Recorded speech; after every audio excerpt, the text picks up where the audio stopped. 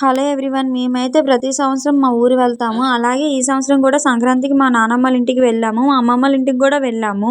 మరి సంక్రాంతి రోజు అయితే మా నానమ్మల ఇంటి దగ్గర మా అమ్మ మా పిన్ని అయితే పసుపు లోసుకుంటారు. ఇలాగే మా అమ్మ వాళ్ళకి అయితే మరి పసుపు లోసుకోవడానికి పసుపు అయితే రాసేసింది. రాసి దేవుడికి దండం పెట్టుకొని ఫస్ట్ మా నాన్నమ్మ రాసుకొని తర్వాత మా అమ్మకి మా పిన్నికి అయితే పసుపు రాస్తుంది. మరి మీ ఊర్లో మీరు ఎలా చేసుకుంటారో మాకైతే తెలియదు, కానీ మా ఊర్లో అయితే సాంప్రదాయంగా మేమైతే ఇలాగే చేసుకుంటామంట. మరి మా నాన్నమ్మ అయితే పసుపు రాసేసుకుంది. తర్వాత మా అమ్మకి రాయడానికి అయితే రెడీ అయిపోయింది. మా అమ్మకి మా పిన్నికి పసుపు రాసి బొట్టు పెట్టుకుంటారు. పెట్టుకున్న తర్వాత అయితే మా నాన్నమ్మ పసుపు ముద్ద మా అమ్మ చేతిలో పెట్టేసి మీరే రాసుకోండి అనేసింది. తర్వాత మా పిన్నికి అయితే పసుపు రాయడానికి రెడీ అయిపోయింది. అలాగే మా పిన్నికి కూడా పసుపు రాసి బొట్టు పెట్టేసి మా పిన్నికి కూడా మా చేతిలో పెట్టేసింది పసుపు ముద్ద రాసుకోమని. వాళ్ళైతే కాళ్ళకి చేతులకి ఫుల్గా అయితే పసుపు అయితే రాసేసుకున్నారు. ముత్తైదులు కాబట్టి అలా రాసుకోవాలి. తర్వాత అయితే మా నాన్నమ్మ మనసుకో పసుపు తాడు ఇచ్చి మెడలో కట్టుకోమంది. ఈయన్నే పసుపు లోసుకోవడం అని అంటారంట. సరే అని చెప్పి మా నాన్నమ్మ చెప్పినట్టు అత్త కోడళ్ళు అయితే ఫాలో అయిపోతున్నారు. అత్త కోడళ్ళు అయితే ఓహో గుసగుసలాడుకొని మాట్లాడుకొని అలా హ్యాపీగా పసుపులు అయితే పోసేసుకున్నారు. మరి మాలోనైతే సంక్రాంతికి ఇలాగే పసుపు లోసుకుంటారంట. మరి మీరు ఎలా చేసుకుంటారో నాకైతే తెలియదు, కానీ మాలోనైతే ఇలానే చేసుకుంటారు. అలాగే మా నాన్నమ్మ అయితే పసుపు కుంకుమ ఇచ్చేసి తాంబూలాలు అయితే ముత్తైదుల పేర్లు పెట్టి తాంబూలాలు అయితే ఇచ్చేసింది. అలాగా 5గురు ముత్తైదులకి అయితే 5 తాంబూలాలు అయితే ఇచ్చేసింది. తర్వాత అయితే కొబ్బరికాయ అయితే కొట్టేసి దండం అయితే పెట్టేసుకుంది ముత్తైదులకి. తర్వాత అయితే మా నాన్నమ్మ అయితే ఇలాగే ఇంటి మీద నీళ్ళు జల్లి వాళ్ళని అయితే బయటికి పిలిచింది. మా అమ్మ మా పిన్ని అయితే నీళ్ళు జల్లిన తర్వాత ఇంటికి వచ్చేసారు. తర్వాత మా నాన్నమ్మకు కూడా మా పిన్ని అయితే నీళ్ళు జల్లి బయటికి పిలిచింది. ఓహో, మా నాన్నమ్మ అయితే మరి మురిసిపోయి నవ్వుకొని వచ్చేసింది బయటికి. అయితే మా నాన్నమ్మల ఇంటి దగ్గర ఉన్న పేరెంటాలు మేమైతే ప్రతి సంవత్సరం ఈ పేరెంటాలకి ఎప్పుడు వెళ్ళా దండం పెట్టుకుంటామంట. ఇదైతే మా నాన్నమ్మల ఇంటి మధ్యలో ఉంటది. సరే అని చెప్పి మా అమ్మలందరూకి పసుపు కుంకాలతో పూజించుకొని మా పిన్ని మా అమ్మ అయితే చీర చూపించారు.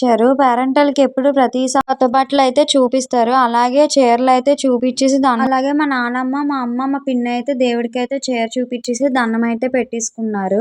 తర్వాత అయితే ఇంటికి పంతులు అయితే వచ్చారు. మరి పంతులకి అయితే చీరలు బట్టలు అన్ని చూపిస్తారు. ధ్యానం ఆవాహనం అర్ఘ్యం ఆచమనీయం శుద్ధోదకం శాస్త్రశీర్షం దేవం విశ్వాక్షం విశ్వసంభవం విశ్వం నారాయణం దేవాక్షరం పరమం పదం.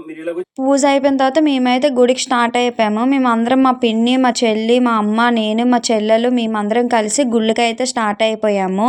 అయితే అక్కడ కూడా తులసం పేరెంటాలకి దండం అయితే పెట్టుకున్నారు దీపాలు పెట్టుకొని. ఇక్కడ కూడా చీరలో చూపించి దండం పెట్టుకున్నారు. అంతలోగా మా పిన్ని వాళ్ళందరూ వచ్చారు. వాళ్ళతో మాట్లాడుకొని అలా సందడిగా నవ్వుకొని అలాగా దండం పెట్టుకొని మేము అయితే వేరే గుడికి అయితే వెళ్ళడానికి రెడీ అయిపోయాము. ఈ గుడి దగ్గర కూడా మా పిన్ని మా అమ్మ అయితే దండం పెట్టుకొని దేవుడికి అయితే చీర చూపించేసి చుట్టూ ప్రదర్శనలు అయితే చేస్తారు 3 సార్లు. నానమ్మల ఊర్లోనైతే అసిరితల్లి అని చెప్పి పెద్ద గ్రామంకే పెద్ద గుడి అనమాట. అందరూ ప్రతి సంవత్సరం పండగలు చేసుకొని ముర్రాట్లు అయితే ఇస్తారు. మేము కూడా అలాగా దేవుడి దండం పెట్టుకొని వద్దాం అని చెప్పి వెళ్ళాము. తర్వాత అయితే మా అమ్మ అయితే ఇంటికి వచ్చిన తర్వాత సంక్రాంతి రోజు సాయంత్రమే సంగమై అయితే పూజిస్తున్నారు. ఇలా మా నానమ్మల ఇంటి దగ్గర సంక్రాంతి సాయంత్రం అయితే సంగమై పూజిస్తారంట. నేను కూడా ప్రతి సంవత్సరం చూస్తాను, కానీ అంతగా ఏం పట్టించుకోలేదు. కానీ ఈ సంవత్సరం అయితే ఫస్ట్ నుంచి మొత్తం అన్ని చూశాను. నేనైతే పసుపు కుంకుమతో అయితే మా అమ్మ సంగమే పూజించిన తర్వాత బొట్లు అయితే పెట్టేశాను. తర్వాత అయితే మా అమ్మ దీపం పెట్టేసి 3 సార్లు అయితే ప్రదర్శనలు చేసాము. అలాగే మేము కూడా ఓకలం వెళ్ళి 3 సార్లు ప్రదర్శనలు చేసుకొని దండం పెట్టుకొని అయితే వచ్చేసాము. దీన్నే సంగమే పూజించడం అని అంటారు. మా నాన్నమ్మ ఇంటి దగ్గర సంక్రాంతి రోజు సాయంత్రం పూజిస్తారన్నమాట. తర్వాత రోజు తెల్లారి మా అత్తయ్య మేము అందరం అయితే ఏటికైతే వెళ్ళిపోయాము. ఏటంటే ఏంటో అనుకుంటారు కదా, చెరువు అనమాట. చెరువులాగే ఉంటది. స్నానంకి అయితే మేమందరం బయలుదేరిపోయాము. మా పాప నేను మా చెల్లి మా అమ్మ అయితే మేమైతే అలా నడుచుకొని స్టార్ట్ అయిపోయాము. తర్వాత మా బావాలు అయితే మా వెనకతలు వస్తున్నారు. నాకైతే అక్కడ చాలా భయం. నేనైతే అక్కడ స్నానం చేయలేదు. స్నానం చేసుకొని వెళ్ళాను చూడడానికి. కానీ అక్కడైతే సమ్మల్ జావ అయితే వండుతారంట. సమ్మల్ జావ వండుతుంటే నేను అక్కడ చూసుకొని ఉండిపోయాను. తర్వాత అయితే మా చెల్లి మా అమ్మ మా బావాలు అయితే స్నానం చేయడానికి స్టార్ట్ చేస్తారు దిగి. నాకైతే చాలా భయం అమ్మ బాబో. నేనైతే ఇందులోకి వెళ్ళి స్నానం చేసుకొని వచ్చేసాను భయం అని. మా చెల్లి అయితే భయం లేకుండా స్నానం చేసుకుంటుంది, ఎంజాయ్ చేస్తుంది బాగా. మేము ఎప్పుడూ ఇలా అందరం కలిసి చిన్నప్పుడు వెళ్ళాము, మళ్ళీ ఇప్పుడైతే వెళ్ళాము. నేను మా చెల్లి అయితే పైన నించొని చక్కగా వీడియోస్ అయితే తీసుకుంటున్నాం. మా చెల్లి అయితే స్టిల్స్ ఇచ్చేస్తుంది వెనక నుంచి. మా బావాలందరూ రెడీ అయిపోతున్నారు స్నానం చేయడం. కానీ వాళ్ళు చూసారా ఎలా లోపలికి వెళ్ళిపోతున్నారో. నాకైతే చాలా భయం వేసింది, వాళ్ళకైతే అస్సలు భయం లేదు. మరి మేమైతే ఎంజాయ్ చేసుకొని ఇంటికి వెళ్ళేసరికి మా నాన్నమ్మ వెరైటీస్ అయితే చేసి ఉంచింది. ఇడ్లీ, మటన్, చికెన్ అన్ని వండేసి అయితే ఉంచింది. ఇదిగో పండగ అయితే అందరికి ఫస్ట్ మటనే గుర్తొస్తుంది. సరే అని చెప్పి మేము సాయంత్రం అయితే బయలుదేరిపోయాము. మా అమ్మమ్మ అయితే మటన్, చికెన్ అన్ని వండేసి మా కోసం ఎదురు చూస్తుందని మేమైతే మా నాన్నమ్మ నుంచి మా అమ్మమ్మ వాళ్ళ ఇంటికి అయితే వెళ్ళిపోయాము. మా కోసం అయితే మా అక్క వాళ్ళు అందరూ చూడండి ఎలా ఎదురు చూస్తూ ఉన్నారు. మేమైతే వీడియోస్ దిగేసాము, ఫోటోలు కూడా అలా దిగేసాము. మేమైతే ఇప్పుడు కోడబుల్ చూడడానికి రెడీ అయిపోతున్నాము. ఫ్యామిలీ మెంబర్స్ అందరం మేమందరం అయితే బయటకు వచ్చేసాము కోడబుల్కి వెళ్ళడానికి స్టార్ట్ అయిపోయాము. పెద్దమ్మ ఇంటి దగ్గర కనిమెట్ట అనే గ్రామంలో కోడబుల్ అయితే యాత్ర అయితే జరుగుతుంది. యాత్రకి అయితే మేమందరం బయలుదేరిపోయాము.